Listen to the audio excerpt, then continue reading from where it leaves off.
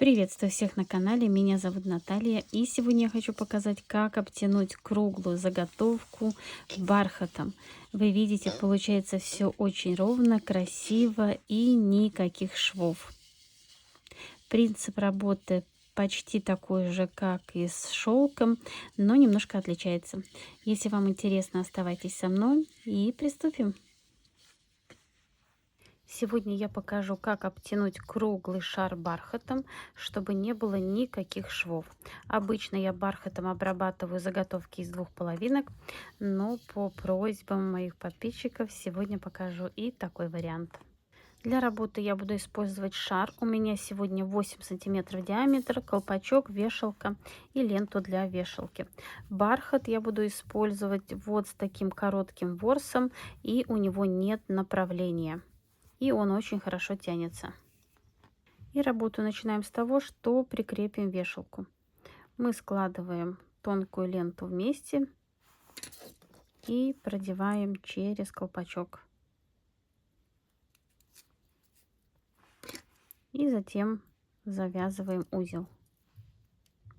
Так, ко мне тут гости прилетели. Какая-то мошка откуда-то.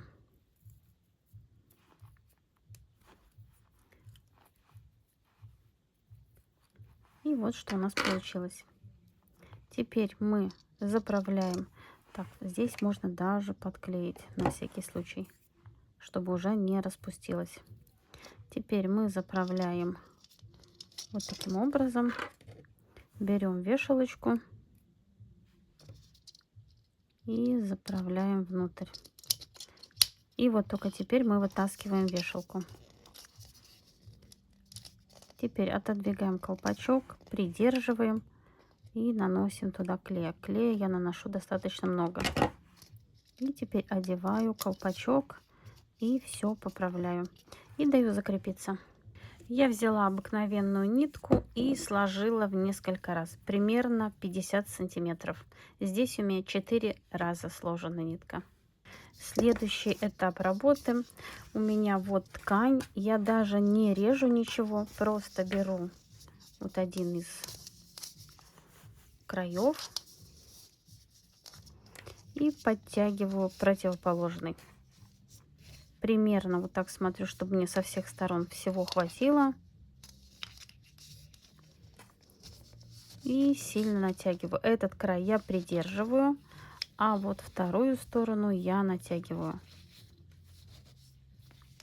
И также само вот такими маленькими складочками я все собираю, как мы делаем с сатином. Перехватила одну сторону и вот здесь натягиваю вторую. Это чтобы сэкономить ткань.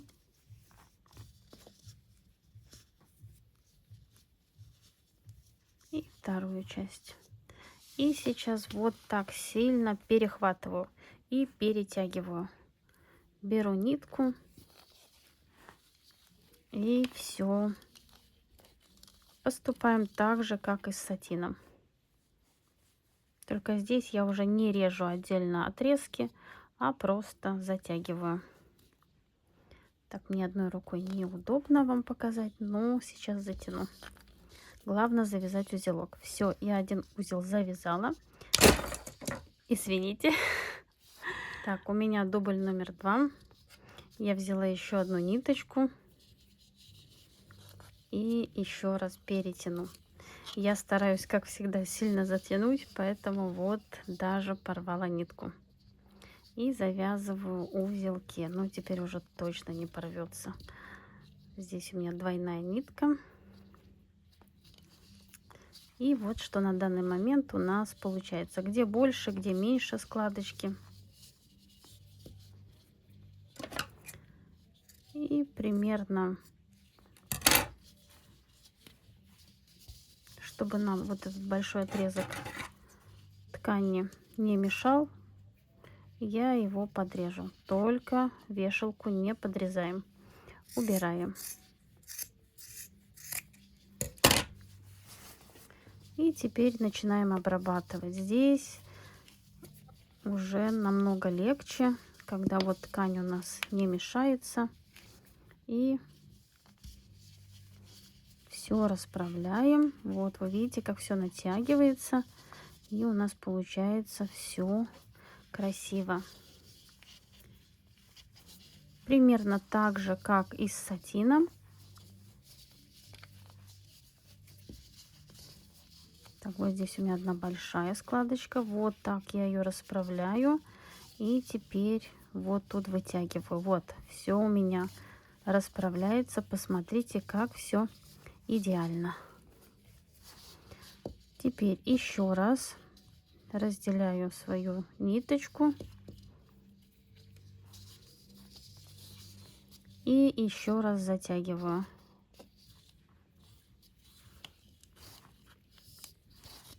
И завязываю узелок. Так, вот. Один. И второй. Теперь я могу подрезать нитку. И еще раз пройдусь. Вот так все обработаю. Посмотрите, как красиво ложатся складочки.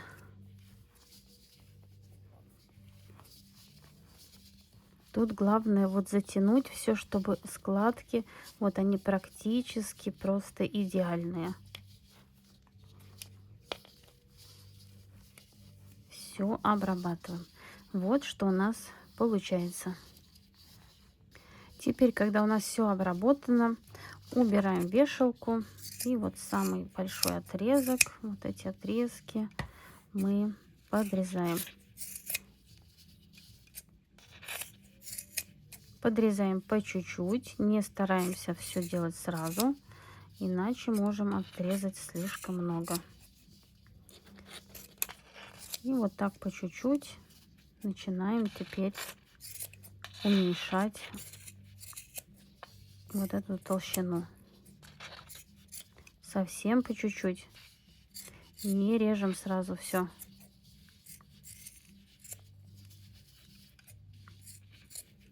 Так, теперь возьму маленькие ножнички.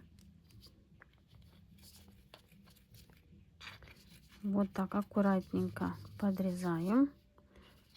Ножницы держим наравне с колпачком. Не в бок, а именно наравне с колпачком.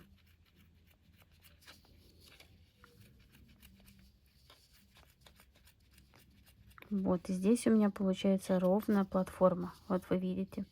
И сейчас совсем по чуть-чуть вот так подрезаем. Лучше пройти несколько раз, чем сразу один раз все порезать и распустится.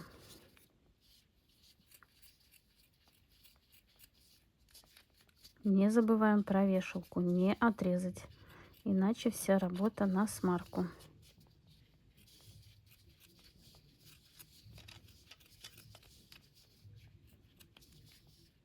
Вот вы видите, как все получается. Теперь я беру зажигалку и вот так по чуть-чуть поджигаю.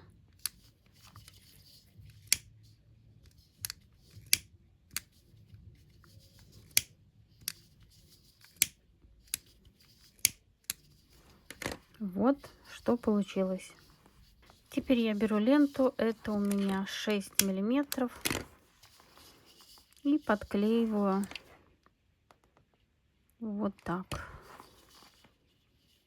И, конечно, даю закрепиться. Вот так немного пальчиком прижимаю. И сейчас объясню почему. Надо хорошо, чтобы закрепилось. Теперь я придерживаю вторым пальцем, наношу вот сюда клей и затягиваю. Вот.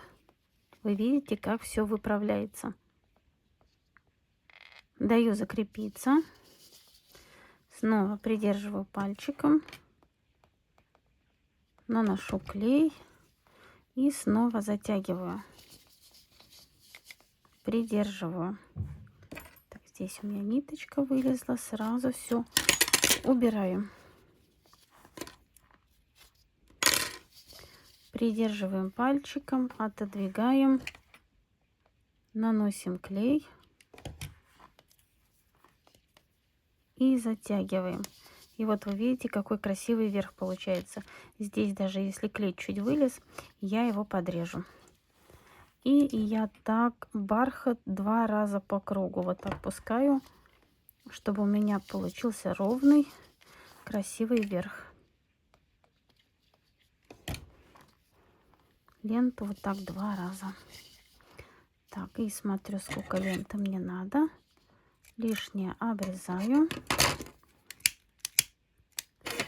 Край поджигаю, обрабатываю огнем. И все вот так затягиваю. И даю закрепиться. И теперь мы смотрим, если где-то у нас вот этот уровень не очень ровный, мы берем и все подрезаем, чтобы у нас все было ровно.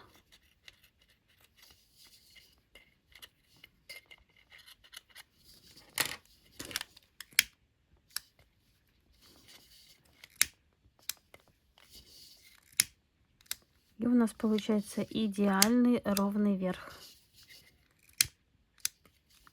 Вот, посмотрите. И, конечно, в процессе работы к бархату все прилипает. Берем валик и все зачищаем.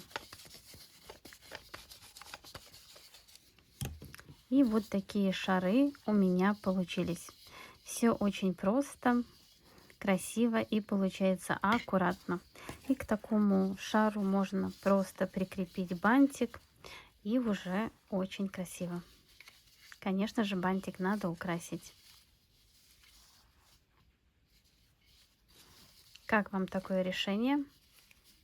А на сегодня все. Надеюсь, урок вам понравился, был полезен, и вы узнали что-то новое. Именно исполнение таких шаров я не показывала на своем канале. Это в первый раз, но надеюсь, кому-то пригодится. Творческих успехов и до скорой встречи. Пока-пока.